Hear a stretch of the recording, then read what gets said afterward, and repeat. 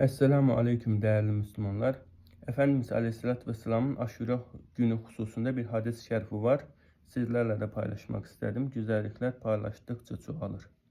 Buyuruyor ki Efendimiz Aleyhisselatü Vesselam, kim Aşura gününde evine alışveriş yaparsa o sene boyunca, bir sene boyunca gelecek Aşura'ya kadar maddi darlık yaşamaz yani. Rızkında darlık yaşamaz inşallah.